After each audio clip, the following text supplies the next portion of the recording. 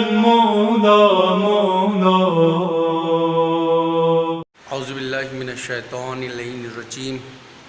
بسم اللہ الرحمن الرحیم. قال رسول اللہ صلی اللہ علیہ وآلہ وسلم فاطمۃ برۃ منی. حضور گرامی قدر حضرت محمد مصطفیٰ صلی اللہ علیہ وآلہ وسلم کا ارشاد ہے کہ فاطمہ میرا حصہ ہے. آج 8 شوال جس میں آل سعود نے ایسا شرمناک کام انجام دیا جو رہتی دنیا تک ان پہ لعنتیں پڑتی رہیں گی، اور بی بی سیدہ اور اہل بیت علیہ السلام پر صلوات. اور آپ کو جو پہلے بھی آپ مظلوم تھے، بعد دنیا سے جانے کے بعد بھی آپ مظلوم رہے ہیں. وہ لوگ، وہ افراد جن کے گھرانے والوں نے نہ رسول کی عزت کی، نہ اہل بیت رسول کی عزت کی، بلکہ اپنے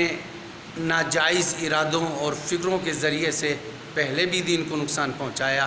بعد میں بھی نقصان پہنچاتے رہے. اور ان کے ماننے والے جب طاقت اور دولت کے نشے میں چور ہوئے تو وہ بھول گئے جہاں سے اسلام چلا، جہاں سے دین چلا، جہاں سے قرآن اور حقیقت کی تمام چیزیں موصول ہوئیں اور ہمیں ملی، جہاں سے ہم نے رب کو پہچانا. ہم انہی شاعر اللہ کو مٹانے پہ تل گئے. اور انہوں نے فتویٰ دے کر کے حضرت فاطمہ زہرا صلوات اللہ علیہا مظلومہ عالمیان کو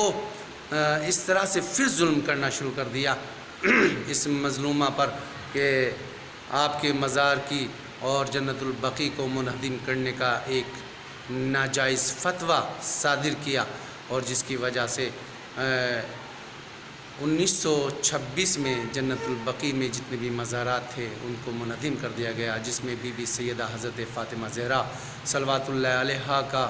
عظیم ترین مزار، جس پر جانے کے بعد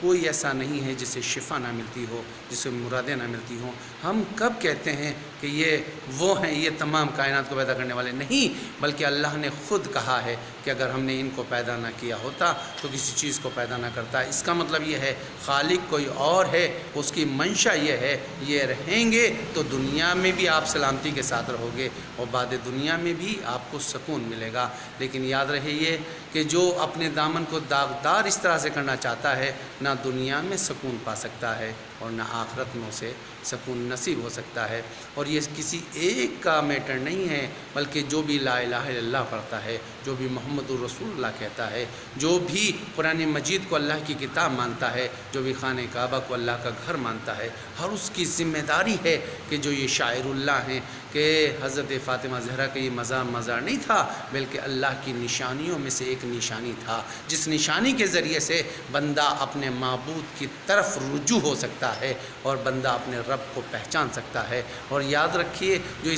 یہ ہستیاں ہیں، جب بھی ان کے روزوں پہ کوئی جاتا ہے تو یہ روزے کو جانے کا مطلب یہ نہیں ہے، قطعاً یہ مقصد نہیں ہے کہ کوئی انہیں معبود کہنے لگے، بلکہ یہ سمجھتے ہیں کہ یہ معبود کی اس حقیقت کو لوگوں تک پہنچانے والے ہیں جو اللہ کا منشا ہے، جو اس کا ارادہ ہے. دین کو قائم کرنا چاہتے ہیں اور دین اور قرآن کے ذیل میں حکومتوں کو آگے بڑھانا چاہتے ہیں. اور اسی وجہ سے یہی وجہ تھی کہ جب اللہ اور رسول اور قرآن کے سائے میں دین پروان چڑھے گا تو ان کی منمانی نہیں ہو سکتی ہے، بلکہ لوگ سمجھ جائیں گے کہ رسول کا فتویٰ الگ ہے، قول رسول الگ، معاذ اللہ قول رسول جو ہے وہ الگ ہے اور ان کا اپنا فتویٰ الگ ہے. اور ایسا فتویٰ جس کی کوئی دلیلی نہیں ہے، جو عقلی نہیں ہے، جو شعوری نہیں ہے، جو ذہنی نہیں ہے، جو با عمل انسان کا فتویٰ ہوتا ہے تو وہ قرآن کے ذیل میں ہو، اللہ کے فرمان کے ساتھ ہو، رسول کے قول کے ساتھ ہو، اہل بیت علیہ السلام کی روش اور اختیارات کے ساتھ ہو، تو وہ مانا جاتا ہے کہ واقعی یہ فتویٰ ہے. لیکن وہ فتویٰ نہیں تھا، بلکہ ایک شیطنت کی آواز تھی، بلکہ ایک شیطنت کا جبہ اور لباس پہن کر ظاہراً وہ مولوی جو فتویٰ دینے والا تھا، دیکھنے میں تو ایسا لگ رہا تھا کہ ٹوپی ہے لیکن یہ شیطان کی ٹوپی ہے، داڑھی ہے لیکن یہ شیطان کی داڑھی، وہی داڑھی تھی جو جناب حاجرہ کے پاس پہنچا تھا یہ شیطان لگا کر کے. اس وقت یہ یہاں پر شیطان آیا تھا اور انہیں فتویٰ دے کر بتایا کہ اس وقت بھی شیطان اپنی ضلالت پر اترا ہوا تھا اور آج بھی ضلالت آپ پر اترا ہوا ہے، لیکن صدمہ یہ ہے کہ زندہ رہیں تو آپ کے اوپر دروازہ گرایا گیا، اور آپ جب دنیا سے چلی گئیں تو شیعان حیدر کرار کے دل پھٹ جاتے ہیں۔ وہ بی بی سیدہ جو 75 دن یا 95 دن مسلسل گریہ وزاری کرتی رہی ہوں، جس کو معلوم تھا اور پتہ ہے کہ وہ دروازہ جہاں پر آنے کے بعد ملک بھی اندر جانے کی اجازت لے رہا ہو، بغیر اجازت کے اندر نہ جا سکتا ہو، اسی دروازے پر ان ظالموں نے لکڑیوں کا انبار جمع کیا، بی بی سیدوں کو زخم پہنچایا، اور آج 8 شوال عزاداران امام مظلوم کربلا جناب سیدہ کے اوپر گریہ کرنے والے یہ سمجھتے ہیں کہ ان کا کوئی پرسان حال نہیں ہے، بلکہ یاد رکھو اللہ جس کو زندہ رکھنا چاہتا ہے اسے کوئی مار نہیں سکتا، اور اللہ جس کو ختم کرنا چاہتا ہے اسے کوئی زندہ رکھ نہیں سکتا۔ تم نے سوچا تھا کہ مسمار کرنے کے بعد ان کا نام و نشان ختم ہو جائے گا، نہیں، بلکہ ان کے اوپر صلواتیں پڑھتی چلے جائیں گی، ان کے چاہنے والے نکھرتے چلے جائیں گے، اور جو ظلم و زیادتی کرنے والے ہیں ان پر لعنتوں کا انبار پڑتا چلا جائے گا۔ تم قیامت تک لعنتی بنے ہو، یہ ہمیشہ صلوات کے اور وحدہ لا شریک کے کرم کے سائے میں پلنے والی ہستیاں ہیں، ان کو کوئی کچھ بگاڑ نہیں سکتا ہے۔ تم نے اپنا بگاڑا ہے اور اپنا ہمیشہ بگاڑتے رہو گے، لہٰذا ضروری ہے ہم اپنی حکومت ہندوستان سے بھی مطالبہ کرتے ہیں کہ سعودی حکومت پر باقاعدہ دباؤ بنایا جائے اور روضہ سیدہ کی دوبارہ سے تعمیر کرا جائے، اور یہ ایک روزہ نہیں ہے وہاں پر، لیکن ہاں جتنی بھی ہستیاں وہاں پر دفن ہیں ان میں سے جناب سیدہ وہ ہستی ہیں جس کو رسول نے اپنا حصہ کہا ہے، اور وہ ہستیاں موجود ہیں جو رسول کے سچے پرستار اور آپ کے جانشین تھے، یعنی حضرت امام حسن اپنی والدہ محترمہ کے پائنتی میں سو رہے ہیں، آپ کا اپنا بیٹا جس کو امام زین العابدین علیہ السلام کہا جاتا ہے وہ بھی آپ کے پہلو میں سو رہا ہے، حضرت امام محمد باقر علیہ السلام وہ بھی آپ ہی کی پائنتی میں سو رہے ہیں، حضرت امام جعفر صادق وہ بھی آپ ہی کی پائنتی میں سو رہے ہیں، اور تو اور جناب ابو الفضل العباس کی والدہ گرامی ام البنین وہ بھی یہیں پر ہیں، اور نہ جانے کتنی ازواج ہیں کہ اسی جنت البقیع میں آپ ہیں، اور تو اور جناب ابن عباس جو ہیں وہ بھی جنت البقیع میں ہیں، اور یہ وہ جگہ ہے جو رسول اسلام نے مدینے میں آنے کے بعد سب سے پہلے قبرستان جس جگہ کو معین فرمایا تھا یہ جنت البقیع ہے، اور اس جنت البقیع کا احترام ہم پر لازم اور ضروری ہے، کہ کیونکہ اگر رسول کو مانتے ہو تو ان کے فرمان کو ماننا پڑے گا، خالی رسول کو ماننا ہی نہیں ہے بلکہ رسول کی بھی مانی جائے تب تو ہم مسلمان کہلا سکتے ہیں، تب تو حقیقت میں ہم اسلام والے کہلا سکتے ہیں۔ لہٰذا آج ہم اپنی بات کو جو زیدی چینل کے ذریعے سے آپ تک پہنچا رہے ہیں، وحدہ لا شریک ہمارے جعفر بھائی جو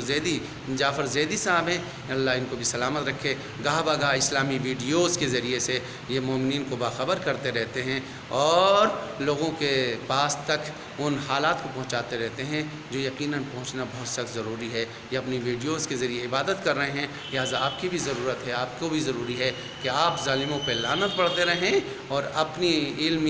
علمی کیفیت میں اضافہ کرتے رہیں، اور پہچانتے رہیں کہ ظالم صرف وہیں تک نہیں رکے تھے بلکہ ظالمین کی اولادیں آج بھی موجود ہیں، ہم کل بھی ان پہ لعنت پڑھ رہے تھے، آج بھی لعنت پڑھ رہے ہیں، اور قیامت تک ان ظالموں پہ لعنت پڑھتے رہیں گے جو اہل بیت علیہ السلام کے مقابلے پر آئے، رسول کے مقابلے پر آئے، قرآن کے مقابلے پر آئے، نہ انہوں نے اللہ ہی کو مانا ہے، نہ اللہ کے رسول کو مانا ہے، نہ قرآن کو مانا ہے، نہ بیت اللہ کی تصدیق کی ہے، نہ اسے مانتے ہیں۔ اگر مانتے تو ایسے ہی ہوتا۔ لہٰذا عزیزان محترم، ہم آپ حضرات سے گزارش کرتے ہیں کہ آج 8 شوال میں زیادہ سے زیادہ آپ کالا لباس پہنیے، آپ احتجاج بلند کیجئے، ذرائع ابلاغ کے ذریعے سے کیجئے، آپ انٹرنیٹ کے ذریعے سے کیجئے، فیس بک کے ذریعے سے کیجئے، اور یقیناً عالم اسلام میں باقاعدہ مجالسوں کا سلسلہ جاری ہے اور مسلسل جاری ہے، دیکھنے والے مجالسوں سے بہریاب ہو رہے ہیں، فیضیاب ہو رہے ہیں اور اپنے علم میں اضافہ کر رہے ہیں۔ سیدہ پر آنسو بہانے کے بعد اپنی آنکھوں میں چلا اور روشنی میں اضافہ کر رہے ہیں۔ وحدہ لا شریک ہمیں غم اہل بیت علیہ السلام میں سرشار ہونے کی توفیق عطا فرما، اہل بیت کی خوشی میں خوش ہونے کی توفیق عطا فرما۔ معبود امام زمانہ کے ظہور میں تعجیل فرما، تاکہ اتنے بڑے بڑے مظالم کا آنے کے بعد آپ کا یہ فرزند ارجمند باقاعدہ بدلہ لے سکے۔ امام کے ظہور میں تعجیل فرما اور ہم کو ان کے انصار میں شمار فرما۔ خدا حافظ۔